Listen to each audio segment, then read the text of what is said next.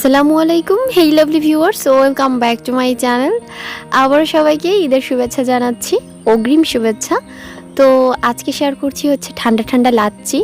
তো লাচ্ছিটা কিন্তু আমরা সাধারণত বাসায় এমনিতেও খাই বা গরমের সময় এটা একটু বেশিই খেতে মন চায়। তবে ঈদের দিন যদি এটা হয় তাহলে তো আর কোনো কথাই নেই। অনেক রিচ খাবারের মধ্যে এই খাবারটা বা এই ড্রিঙ্কটা আসলেই খুবই ভালো লাগে। তো চলুন শুরু করছি, আর এটা কিভাবে শর্টকাটে বানানো যায় সেই প্রসেসটাই আজকে দেখাবো। তো প্রথমে আমি এজন্য এখানে আমার প্রয়োজন মতো দধি নিয়ে নিয়েছি, মানে মিষ্টি দই, আর এখানে নিয়েছি একটু চিনির শিরা। আর কিছু মনে করবে না, চিনির শিরার মধ্যে ওটা হচ্ছে যে চামচ দিয়ে আমি দইটা উঠিয়েছিলাম, সেই চামচটা আমি শিরার মধ্যে দিয়েছিলাম, তাই।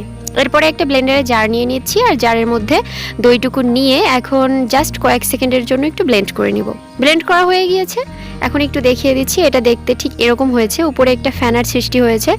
আর তারপরে আমি একটু চামচের সাহায্যে দেখিয়ে দিচ্ছি যেটা কেমন হয়েছে। আর এখনই বলে রাখছি, যারা এখন আমার চ্যানেলটিকে সাবস্ক্রাইব করেনি প্লিজ সাবস্ক্রাইব করবেন, যারা করেছেন তাদেরকে অসংখ্য অসংখ্য ধন্যবাদ।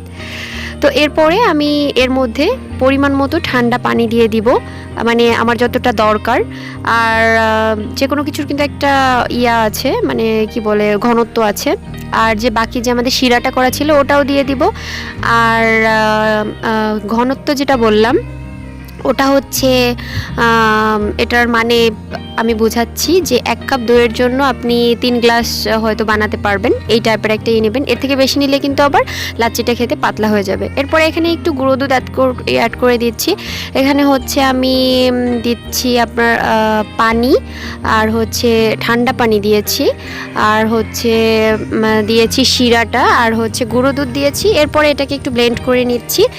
আর শিরার বদলে কিন্তু আপনারা চিনিটাও দিতে পারবেন, তবে শিরা করে দিলে একটু ভালো হয়।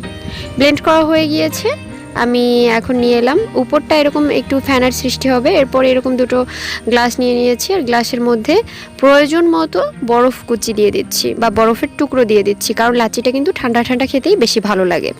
আর অবশ্যই ইফতারের আগে বা যখন খাবেন তখন বরফটা মেশানোর চেষ্টা করবেন। আর এরপরে আমার হয়ে গিয়েছে মেশানো, এখন আমি একটু ঢেলে দেখিয়ে দিচ্ছি যে কেমন দেখাচ্ছে এটা। আর অবশ্যই আমার ভিডিওর ডেসক্রিপশন বক্সটা ফলো করবেন, আমি সবসময় ওখানে আমার ফেসবুক গ্রুপ আর পেজের লিঙ্ক দিয়ে রাখি, কোনো কথা স্কিপ হয়ে গেলে সেটাও লিখে রাখি।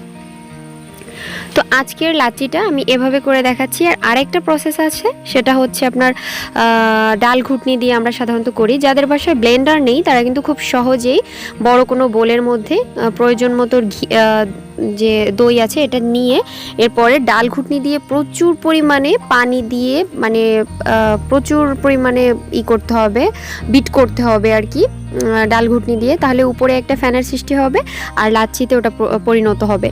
আর এছাড়া কিন্তু আপনারা ব্লেন্ডারে এরকম সহজেই খুব সিম্পল আর খুব অল্প সময়ে করে নিতে পারেন মজাদার লাচ্ছিটা। তো আজ এ পর্যন্তই, কথা হবে অন্য কোনো এপিসোডে অন্য কোনো খাবারের সাথে। আল্লাহ হাফিজ।